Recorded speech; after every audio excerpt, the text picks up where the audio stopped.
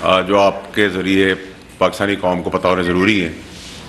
सबसे पहले तो ये है कि मैं जैसे आपको बताता रहा 2.5 साल से कि इमरान खान साहब की पार्टी के अंदर खान साहब को जेल में लेकर मरवाने तक की प्लानिंग उनकी अपनी पार्टी के लोग, उनके अपने जानने वाले रिश्तेदार करना चाह रहे हैं, और वो उसी तसलसल से चीज़ें चल रही हैं। और अब आप लोगों के सामने मेरी बात को आप यकीन ना करें तो उनके अपने सोशल मीडिया की टीम से वो चीज़ें बाहर आ गई हैं। जो गुफ्तगू आपने सुनी उससे आपको वाज़े होता है कि सोने की चिड़िया है, इसको जेल में रखो।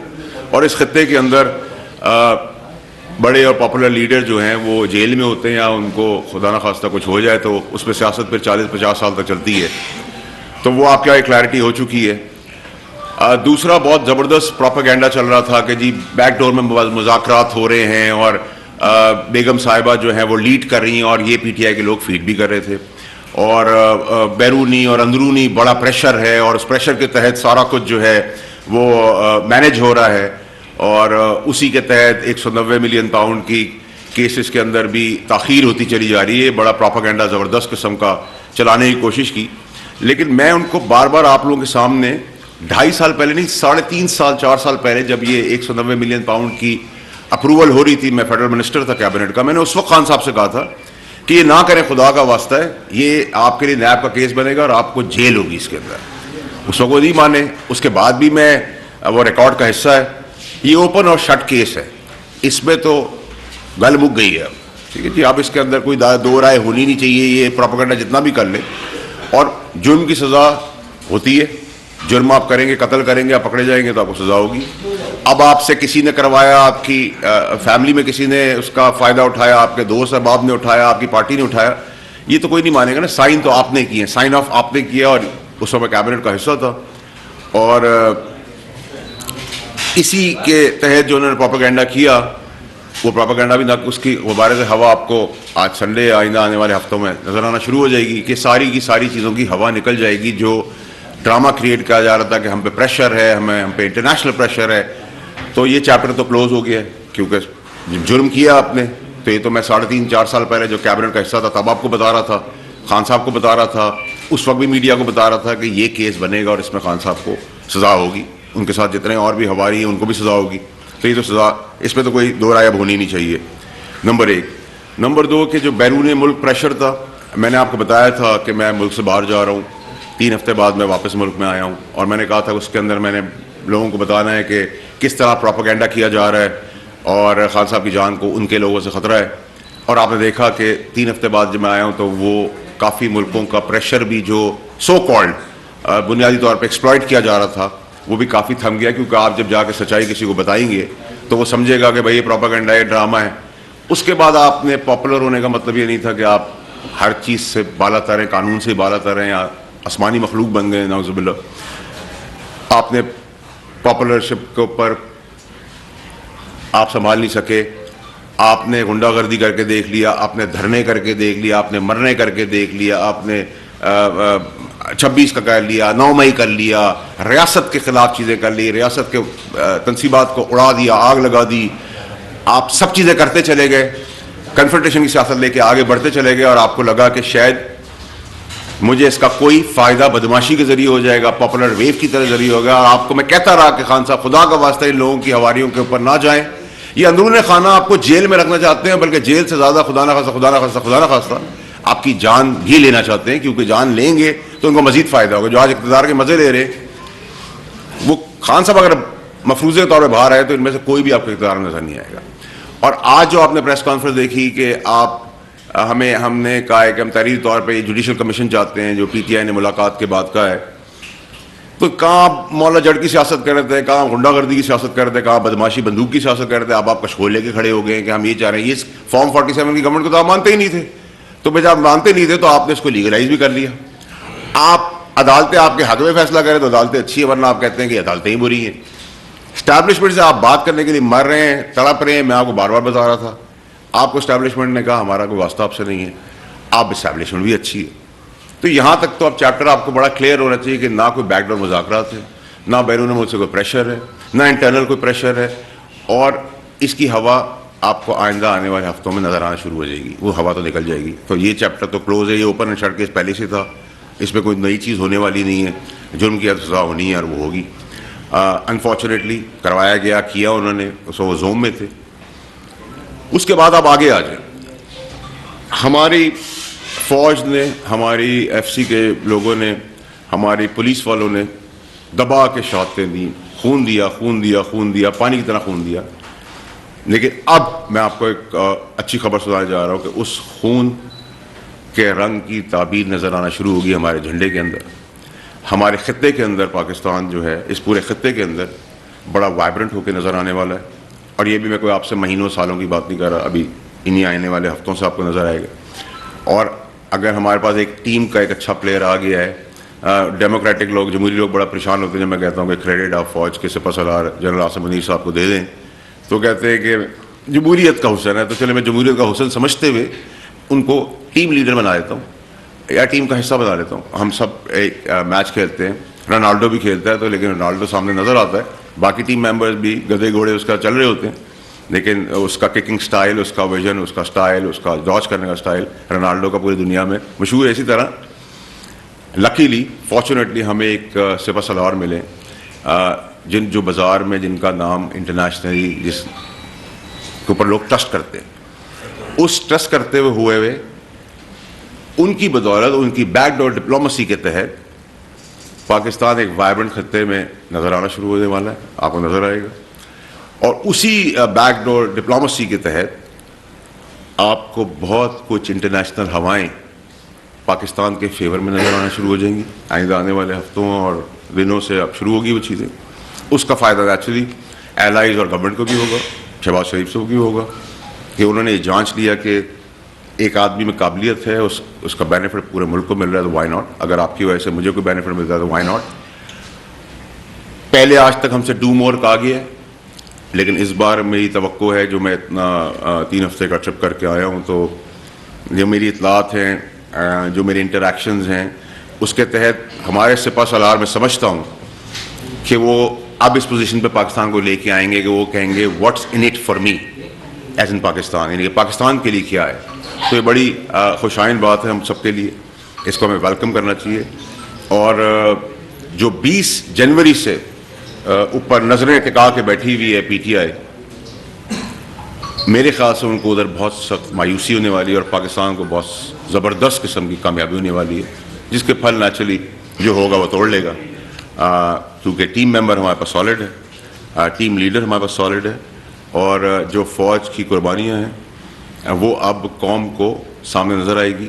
और ये लड़ाई जो मैं 4 साल से रोकने की कोशिश कर रहा था, खान साहब नहीं रुके, अनफॉर्चुनेटली वो उन्होंने कोई जगह भी नहीं छोड़ी। और अब भी जो स्ट्रैटेजी है कशकोल के साथ, वो स्ट्रैटेजी भी एक फ्लॉप स्ट्रैटेजी है। अभी भी मैं चाहता हूँ कि मुज़ाकरात से जो आग जंगल में लगती चली जा रही है वो कर्टेल हो जाए, उसमें मुज़ाकरात से आगे बढ़ें, नेक नियति से। खुदारा इमरान खान साहब के साथी, उनकी जान बख्श दें, उन पर रहम करें।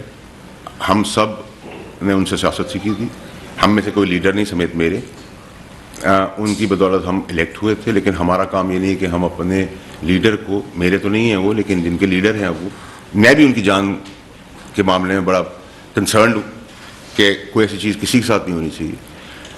तो उसके तहत अगर आप टाइमली चीज़ें देखें तो अब पाकिस्तान का 2025 का जो साल शुरू हुआ है, इसमें आज संडे है, मंडे ऑनवर्ड्स आपको पाकिस्तान के लिए बहुत बेहतरीन नज़र आएंगी। मैं कुछ चीज़ें खुला के भी आपको नहीं इसलिए बोल सकता कि चीफ की बदौलत एक बैकडोर डिप्लोमेसी के तहत एक अच्छा पाकिस्तान के लिए चीज़ होने जा रही है। और उसकी अगर अनाउंसमेंट गवर्नमेंट अपने खाते में करना चाहती है तो मैं उनको खुशी एंजॉय करने दूंगा। बाकी जहाँ तक आज की प्रेस कॉन्फ्रेंस मैंने देखी अडियाला जेल के बाहर, मुझे अफसोस हुआ कि ये किस दौराए पे आ गए हैं, किस जगह पे जा रहे हैं। बंदूक लाठी पॉपुलरिज्म के बाद अब कशकोल लेके दर दर की भीख मांग रहे हैं और फॉर्म 47 की गवर्नमेंट को इन्होंने लीगलाइज किया है। वही कोर्ट्स जो बहुत अच्छी थी वो कोर्ट्स अब बुरी होने जा रही हैं, वही फ़ौज जो बहुत बुरी थी वो बहुत अच्छी होने जा रही है। तो ये सब चीज़ें कौम भी देख रही है, उनके सपोर्टर वोटर भी देख रहे हैं और वो भी सब थक चुके हैं कि ये आदमी किस जगह पे इसको लोग ले गए हैं। ये जो चोरी हुई है, ये चोरी दिन दहाड़े हुई है। इसमें बंदूक चलवाई गई है या चलाई तो खान साहब ने, तो बड़ी ज़िम्मा तो वो नहीं हो सकते, जिस वजह से मैं उनको कैबिनेट में इस चीज़ से रोक रहा था कि खुदा ये काम ना करें। और मेरे लफ्ज़ थे, ये नैब का केस है, आप जेल जाएंगे इसके। जब हम इक़्तिदार की अरूज पे थे, तो मैं तो इस पूरी चीज़ का विटनेस भी हूँ, मेरी आंखों के सामने हुआ है। और मैं उम्मीद करता हूँ कि आप लोगों को मेरी बात बड़ी क्लैरिटी से समझ आ गई होगी। इस प्रेस कॉन्फ्रेंस के अंदर जहाँ बहुत सारी क्लैरिटी है, वहाँ बहुत सारी खुशखबरियाँ भी पाकिस्तान के लिए, पाकिस्तान की मईशत के लिए, और हमें ड्यू क्रेडिट जो है जिसका है उसको देना चाहिए। और दुआ गो हैं कि जैसा हम सोच रहे हैं और जैसा मैं भी अगर बैरून मुल्क से आया हूँ और वहाँ मैंने लोगों को बताया यार वो कुछ चीज़ें थम गई हैं या अब उस तरीके की कंसर्न्स नहीं नज़र आ रहे, तो मैं नहीं कहूँगा ये मेरा क्रेडिट है। मैं तो SIFC के प्लेटफॉर्म से पाकिस्तान के लिए जो कर सकता हूँ करूँगा, लेकिन एंड ऑफ द डे ये बैकडोर डिप्लोमेसी है, ये फ़ौज की कुर्बानियाँ हैं, इसमें हमारे पुलिस वालों ने बहुत शहादतें दी हैं और एक स्मार्ट रोल प्ले किया एलाइज़ ने और गवर्नमेंट ने कि एक आदमी अगर एक पाकिस्तान को एक जगह पे लेके जा रहा है और डू मोर की जगह व्हाट्स इन इट फॉर मी की पोजीशन में पाकिस्तान को ले आए, तो मैं समझता हूँ ये बहुत ज़बरदस्त खबर है।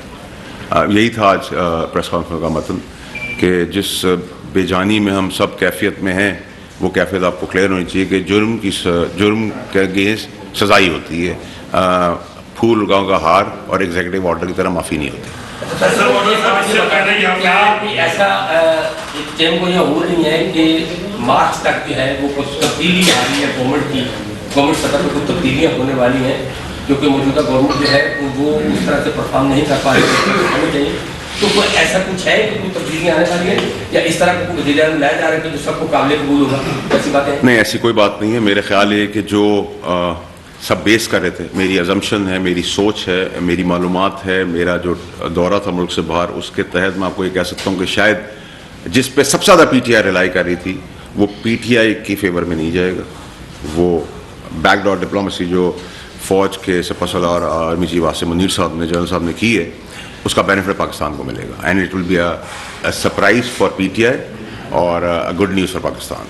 साहब ये बताइए आप कि इससे पहले भी कई दफ़ा जो है मियां नवाज शरीफ साहब को सजा हो रही थी, फिर एक तैयारा जहाज आया और वो नवाज शरीफ साहब यहाँ से चले गए, तो हमेशा डील हुई है, खालिदम जमातों से भी बातचीत होती है। एक पॉपुलर लीडर है इस वक्त भी इमरान खान, उनके आपको मालूम है फॉर्म अगर 45 के हिसाब से तो वो जीते हुए थे, अब उनसे सीटें भी ले ली गई। अब मुज़ाकरात अगर संजीदा हो जाए और उनको भी एक इसी में नेशनल उसमें लेके आ जाए तो क्या बुराई है उसमें? देखिए, मुज़ाकरात का तो मैं सबसे बड़ा हामी खुद था। मुज़ाकरात के अंदर जितना पुश मैंने किया है आप लोगों के तवस्सुस से, चैनल्स के तवस्सुस से, टॉक शोज़ के तवस्सुस से, और मैं समझता हूँ जमहूरियत हुसन भी बातचीत है, लेकिन बातचीत मुखलिस होनी चाहिए, ईमानदारी पे होनी चाहिए, नेक नियति पे होनी चाहिए, बेईमानी पे नहीं होनी चाहिए कि आप लीडर को मरवा दें, लीडर को जेल करवा दें और ख़ुद इक़्तिदार के मज़े लूटें। जो ये कर रहे हैं, आपको इनकी शक्ल से ड्रामेबाजी PTI की नज़र नहीं आ रही। आप शक्ल से आप लोग मुझसे ज़्यादा तजुर्बेकार है, मैं आपके सामने बड़ा हुआ हूँ, आप लोगों के तल्ख सवालातों के बीच में मैंने ट्रेनिंग हुई है, तो आप नहीं समझते कि कौन सच बोल रहा है और कौन झूठ बोल रहा है। ये बातें जो मैं आज आपके सामने कर रहा हूँ, 2.5 साल पहले कर रहा हूँ, या काबीना का हिस्सा जब था, जब इक़्तिदार में था, तो 190 मिलियन के आप लोग गवाह नहीं है कि मैंने आप लोगों के आगे प्रेस में आके कहा, चैनल्स पे आके कहा कि ये नैब का केस है, इसमें जेल होनी है। मैंने खान साहब को रोका, बनी गाला जाके रोका। ये ओपन एंड शट केस है। अब ये कोई शॉकर या कोई शॉकिंग न्यूज़ तो आने वाली नहीं है। जुर्म किया है तो उसका जवाब तो देना है। अब आपकी जो बात है तैयारे की, तैयारे तो आते रहे, तैयारे में तो हमें कोई प्रॉब्लम नहीं है, ठीक है। हम लीडरशिप की बीमारियों का भी हमें कोई प्रॉब्लम नहीं है। कई रोज तक अमेरिका में रहे, अमेरिका में नहीं, बैरून मुल्क रहे, सॉरी बैरून मुल्क रहे। इससे कबल जो आपकी प्रेस कॉन्फ्रेंस थी उसमें आपका जो अंदाज़ गुफ्तगू था प्रेस कॉन्फ्रेंस में बहुत ही जायज़ था। एक मंजे हुए खिलाड़ी इधर छक्का उधर छक्का मारते हुए नजर आए। आज आप ऐसा लग रहा है कि बैरून मुल्क जहाँ से आप वापस आए, आप बहुत ही कमजोर पिच पे खड़े हैं, आपके लबो लहजे में मारवाड़ी को थकावट महसूस हो रही है। क्या वाकई इमरान खान की करीब जीत होने वाली है और आपकी हार है? देखिए, ना मुझे उनकी जीत से कोई फ़र्क पड़ता है कि मैं उनके पास जा नहीं रहा, ना मुझे उनकी हार से कोई फ़र्क पड़ता है क्योंकि मैं उनके पास जा नहीं रहा। अगर आपकी मैं ज़बान समझूं और समझूँ कि अगर उनकी जीत होती है तो मुझे उसमें कोई प्रॉब्लम नहीं है, अगर उनकी हार होती है तो मुझे प्रॉब्लम है। ये प्रॉब्लम है कि वो एक आदमी जो एक अच्छे स्टैचर का आदमी था, एक अच्छा लीडर था, वो किस जगह पर आ गया, किस गलाजत की पॉलिटिक्स में चला गया। जहाँ तक आपने कहा कि मेरी आवाज़ में गंगरज नहीं है, तो मैं कल इस्लामाबाद जा रहा हूँ, आपको मेरी गंगरज वहाँ से नज़र आना शुरू होगी। और क्योंकि मैं अपने उस्तादों के सामने बैठा हूँ, आप लोगों के आगे, कराची का हूँ, कराची में आप लोगों के आगे बड़ा हूँ, तो इतने सालों बाद मेरा इंटरेक्शन आज प्रेस क्लब में हो रहा है, तो नेचुरली मैं एक्साइटेड भी हूँ, खुश भी हूँ। और आप लोगों के साथ तो मेरी पहले भी कभी कोई लड़ाई नहीं थी, आज भी नहीं है। तो आप मुझसे कड़वे सवाल करेंगे, आपने सिखाया था तहम्मुल से उसका जवाब दे दो। मैं तहम्मुल नमाजी दिखा रहा हूँ तो आप मुझे कह रहे हैं कि मैं थका हुआ तो मैं हूँ भाई।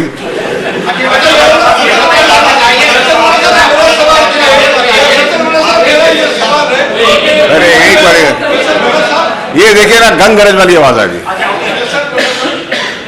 पीटीआई जो मुलाकात कर रही है हुकूमत से, डायरेक्ट इस्तेमाल कर रही है ताकि ट्रम्प की हलफबर्दारी हो जाए, उसके बाद ये डायरेक्ट टैक्स, इस वजह से ये डायरेक्ट टैक्स इस्तेमाल किए जा रहे हैं। उसका सवाल यही कि आप कह रहे हैं कि हुकूमत स्टेबल होती जा रही है, लेकिन बज़ाहिर नजर नहीं आ रही है। जो पीपल्स पार्टी और नून लीग के दरमियान इख्तिलाफात चल रहे हैं वो भी कहीं पे थम नहीं रहे हैं, और पीटीआई और हुकूमत के दरमियान जो इख्तिलाफात और मुज़ाकरात हो रहे हैं वो भी कहीं थम नहीं रहे। क्या समझ रहे हैं, हुकूमत कैसे सर्वाइव करेगी? देखिए, जहाँ तक आपका हुकूमत का या पीटीआई का आपका सवाल है, तो दोनों ही छुपन छुपाई खेल रहे हैं, कभी वो छुप जाते हैं, कभी वो छुप जाते हैं।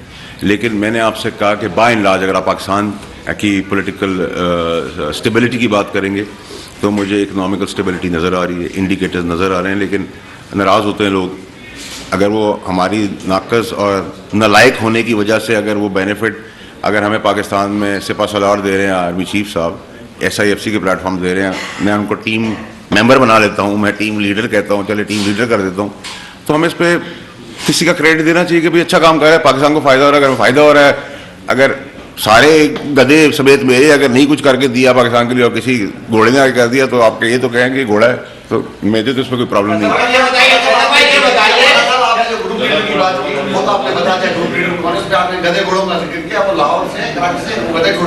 मैं तो इन जनरल कहा, फिर वो स्पेसिफिक करके मुझे कहीं और ले जाएंगे। ये बताइए कि मुल्क की तरक्की में सिपह सालार हमारी फौज किरदार अदा करती है, नो डाउट, लेकिन हमारे सियासतदान वो काम नहीं करते, क्यों नक्शे कदम पे नहीं चलते ताकि मुल्क की तरक्की में किरदार अदा कर सके। कोई इधर जा रहा होता है, कोई इधर जा रहा होता है, कोई शहर कोई शिकार, एक जगह स्ट्रीम करवाते हैं। चांद भाई, आप लोगों को बहुत शौक है ना हम सबको जमहूरियत खेलने का, तो भाई जमहूरियत का हुस्न है, उसका मजा भी लूटना सीखे। हम तो अब सीख गए और एंजॉय भी कर रहे हैं। ये बताइएगा कि आपने जो बात की कि मुल्क में सब तरक्की हो रही है और SIFC और दूसरे जो मंसूबे हैं वो मुल्क की खुशहाली का सबब बनेंगे, लेकिन इस वक्त जो है वो सिंध में वैसे ही पानी की शार्टेज है। आप खुद वाक़ा के वजीर भी रहे, तब भी आपने देखा कि कितनी शार्टेज थी। तो ये बताइएगा, आप जिन सुपे सालार की ये कह रहे हैं उनसे ये अपील करेंगे सिंध के लोगों को पहले पानी उतना है, अगर बाकी सिंध में पानी रहेगा तो आप कराची में कहाँ से पानी पिएंगे? देखिए, जब तक हम तो भाई वैसे भी टैंकर का, हमारा ये ज़बरदस्त मुल्क है, इस मुल्क के अंदर नलका है, पानी नहीं है, लेकिन टैंकर का पानी मिलता है। इस मुल्क में खड्डे हैं, सड़कें नहीं हैं, लेकिन गाड़ियाँ चलती हैं। इस मुल्क में पोल है, तारें नहीं हैं, लेकिन बिजली नहीं आती, फिर भी मुल्क चलता है। इस मुल्क में गैस नहीं है, सिलेंडर पे चलते हैं, सिलेंडर महंगा हो जाता है, माइक्रोवेव पे चलते हैं, लेकिन ये मुल्क चल रहा है।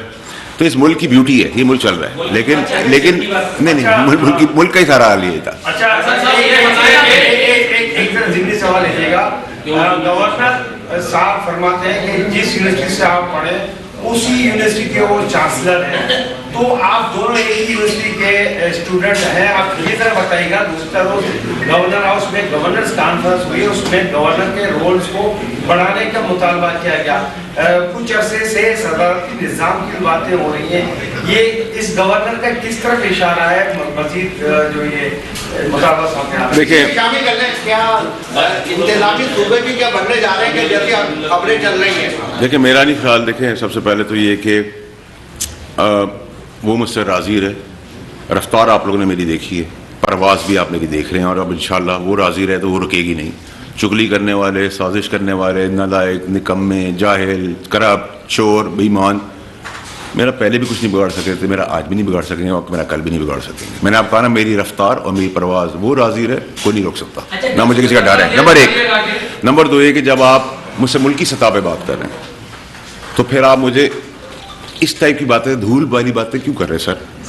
हम मुल्क की सतह पर रहना फोकस्ड। अच्छा फैसल साहब, ये आपने बताया कि इमरान खान को गर्द बताया गया, वो स्नेक तक पहुंचे हैं, तो इमरान खान को आप कहते हैं कि वो आपका लीडर भी है, आपको पता है कि लीडर जो है वो दूर तक सोचता है। जो 9 मई हुआ, 26 नवंबर हुआ और दीगर मामला हुए, अब जाके मुज़ाकरात भी हो रहे हैं, कहा जा रहा है कि जेल से बाहर निकाला जाए किसी सूरत में, उनके कुछ नहीं हो रहा सर, सर ये कुछ क्या कहते हैं आप सर इस वक्त? देखिए, मैंने आपका कोई बैकडोर मुज़ाकरात नहीं हो रहे। कशकोल लेके अगर बैकडोर मुज़ाकरात होते तो मैं भीख का कटोरा लेके आपका खड़ा होता, जो आज किया उन्होंने पीटीआई ने। जुर्म की सजा सामने है, इसका डाइवर्जन करने की कोशिश की, वो तो डाइवर्ट नहीं हो सकता। इंटरनेशनल प्रेशर की बात की, वो इंटरनेशनल प्रेशर नहीं आया, वो भी आपको आइंदा आने वाले हफ्तों में नजर आ जाएगा। इंटरनेशनल हवा इमरान खान साहब के लिए नहीं, पाकिस्तान के लिए चल पड़ी है, ये मैंने आपको इतला दे दी, ये भी आप आइंदा हफ्तों में देख लेंगे। जहां तक आपने 20 जनवरी की पीटीआई तड़प से इंतजार कर रही है, मैं आपको कह रहा हूं कि 20 जनवरी से वो तड़प उनकी खत्म हो जाएगी और वो भी दूसरी तरफ आ जाएगी हवा। तो आपके सामने सारी चीजें, तो पाकिस्तान की जहां तक इंडिकेटर्स, पाकिस्तान की ग्रोथ, पाकिस्तान की तरक्की की बात है, उसको तो नहीं कोई रोक सकता। आप अगर बात करें कि आपने धोन दबस्ती, बदमाशी, गुंडागर्दी, पॉपुलिज्म, झगड़ा, गाली गलोच, धरना मरना सब करने के बाद आपको क्या हासिल हुआ? आप और उस जगह पे चले गए, आपने रियासत पे अटैक कर दिया, आपने पोस्टर्स लगा दिया, आपने जला दिया, आपने शहीदों का तमस्करा उड़ा दिया, आपने फौजियों के बारे में गालियां दे दी, फौजियों को शहीद कर दिया। सिविल आर्म फोर्स, रेंजर्स की बात कर रहा हूँ, यूनिफॉर्म पहने वाले पुलिस की बात कर रहा हूँ, आप हैं, मैं हूँ, हमारे मीडिया के बहुत सारे बच्चे शहीद हुए हैं इस प्रोटेस्ट के अंदर। अरशद शरीफ का केस अभी बाकी है, अभी बहुत कुछ बाकी है। देखिए अभी तो कहानी शुरू हुई है। हुकूमत 5 साल पूरे करेगी? देखिए जी, इसके सवाल के अंदर आप मुझे कहें कि अगले 15 मिनट में मैं कहाँ होऊंगा, ये मैं आपको नहीं बता सकता, नंबर 1। नंबर 2 है कि मैं अपनी जो बात करता हूँ उस पर कोशिश करता हूँ खड़ा रहूँ। अभी तक तो मैं अपनी जगह के ऊपर हूँ जहाँ मैं था, और मैंने आपको कहा कि पाकिस्तान की तरक्की को कोई नहीं रोक सकता, और पाकिस्तान प्रॉस्पेरिटी की तरफ जा रहा है, ये गुड न्यूज़ है। और अभी भी मैं चाहता हूँ कि जो आग तेज़ी से फैल रही है दरमियान पीटीआई के और इमरान खान साहब के लिए, और मज़ीद तकलीफ़ात और मुश्किलात बढ़ाई जा रही हैं, उसको खुदारा मुज़ाकरात के तहत उस पर इतना रहम करें पीटीआई वाले कि कम से कम उस आग को उस हिस्से तक ले आएँ जहाँ तक उन्होंने जुर्म किए हैं, उनकी सज़ाएँ वो पाएंगे या खाएंगे या वो फेस करेंगे। लेकिन ना करदा चीज़ें यही पीटीआई के लोग वो भी इन पर थोप रहे हैं, ये चाहते हैं कि ये जेल में रहे।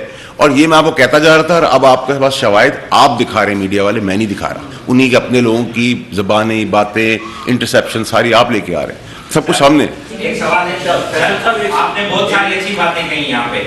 सिंध के लोग आजकल बड़े एहतजाज कर रहे हैं और उनके लिए ये हक भी बन रहा है, उनके लिए बड़े 6 कैनाल बन रहे हैं, ऊपर हमारे ऊपर वो बड़े 6 कैनाल बन रहे हैं चौलिस्तान के नाम से। तो इस पर आपका क्या रद्द अमल है? आप कौन सा बयान देना चाहते हैं कि वाकई वो कैनाल सिंध के लिए कितने नुकसान का साबित होंगे?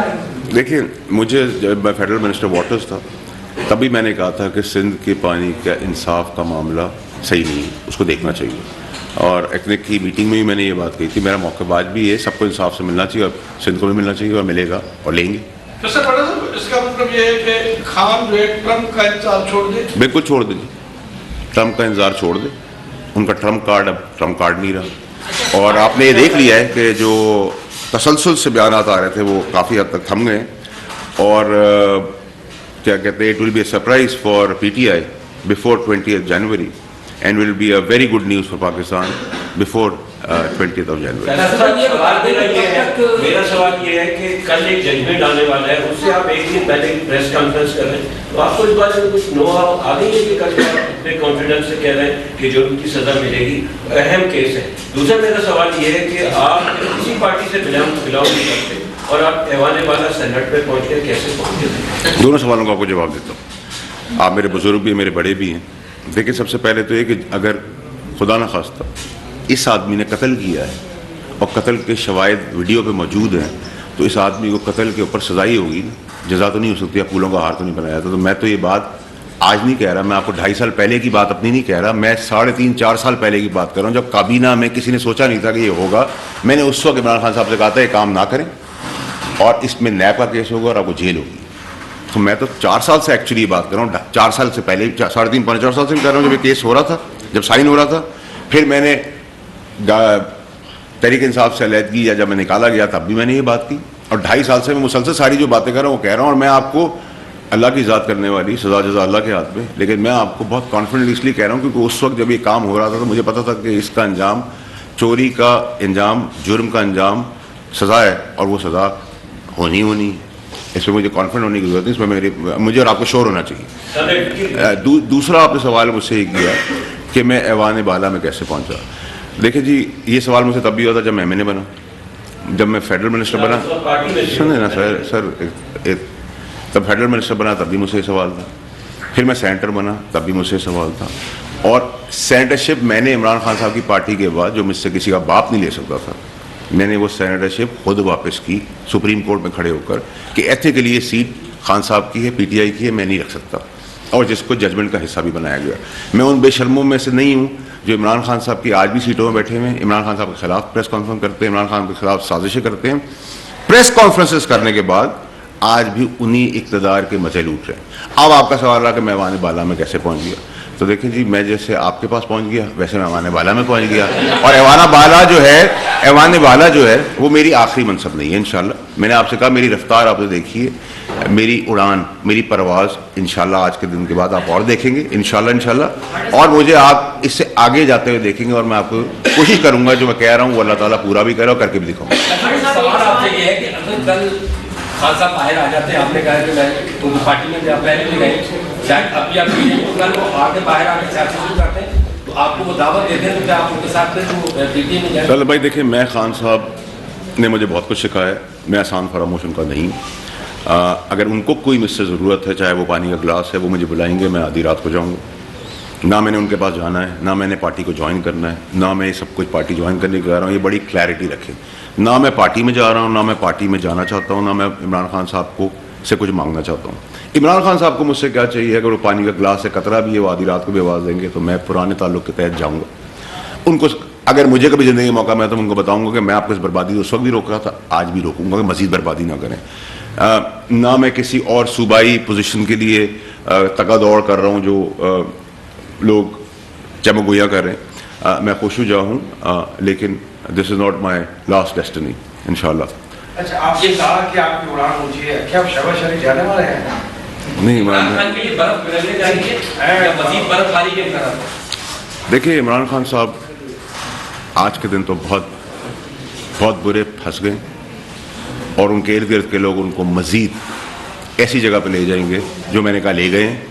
मुझे अभी भी उनकी जान का और उनकी ज़िंदगी का कंसर्न है। आखिरी इंपॉर्टेंट चीज़, मैं स्लिप ना हो जाए मेरे माइंड से, कि ये जो आपकी इंटरनेशनल पोजीशनिंग पाकिस्तान की होने जा रही है इंशाल्लाह, जहाँ हमारे चीफ सिपहसालार बहुत जल्दी कहेंगे कि what's in it for Pakistan के लिए क्या है, उसमें मेरी तवक्कुआत जो मैं पूरे बाहर से होके आया हूँ उसके तहत ये कि उम्मीद भी मैं करता हूँ कि बहुत जल्दी आपको शायद इंशाल्लाह ये भी नज़र आए कि हम इंडिया से भी फार अहेड और एक्सक्लूसिविटी के साथ नज़र आए। तो ये सारी चीज़ें मैंने आपको वक्त से पहले बता दी, और मैं आपको सालों की बात नहीं कर रहा, हफ्तों महीनों की बात कर रहा हूँ। भारत के साथ ताल्लुकात क्या अच्छे होने जा रहे हैं क्या? ये आपने भी लास्ट में बात की है, आर्मी चीफ जो है वो चाहते हैं कि इंडिया के साथ जो ताल्लुकात। देखिए, मुझे नहीं पता वो क्या चाहते हैं नहीं चाहते, लेकिन मैं ये कह रहा हूँ अभी तो हमारी सिग्निफिकेंस, हमारी तरजीहात, दुनिया के लिए पाकिस्तान की तरजीहात बढ़ जाएंगी, इंपॉर्टेंस है, रेलिवेंट हो जाएगा, फार अहेड होगा। और अगर आप मुझसे मेरी राय पूछेंगे तो हमारा क्यों नहीं इंडिया से ताल्लुकात अच्छे होने चाहिए, बिल्कुल होने चाहिए, होने चाहिए। पास कहते हैं पीपल्स पार्टी और एमक्यू के दरमियान शायद ताल्लुकात बेहतर बनाने के लिए, तो वो क्या नतीजा निकला? और एमक्यू के पास जो आप पैगाम लेकर गए थे उसमें कोई रेस्पॉन्स दिया तो? देखिए जी, मैं पीपल्स पार्टी के पास भी गया हूँ, मैं एमक्यू के पास भी गया हूँ, मैं बाप पार्टी के पास भी जाऊँगा, मैं क्या कहते हैं जो पीर पकौड़ा साहब के पास भी जाऊंगा, मैं जमात इस्लामी के पास भी जाऊंगा, मैं अचक ज़ई साहब के पास भी जाऊंगा, मैं मक्सी साहब के पास भी जाऊंगा, मैं मैंगल साहब के पास भी जाऊंगा, जो सिस्टम से बाहर है मैं उनके पास भी जाऊंगा, मैं तहरीक लब्बैक के पास भी जाऊंगा, मैं सबके पास जाऊंगा, क्योंकि मुझे सबको कोलाइड करना है, साथ लेके चलना है। जो बाहर इक़्तिदार के अंदर, लेकिन हमने पाकिस्तान को लेने के लिए सबको साथ लेके चलना है। थैंक यू वेरी मच, बहुत शुक्रिया।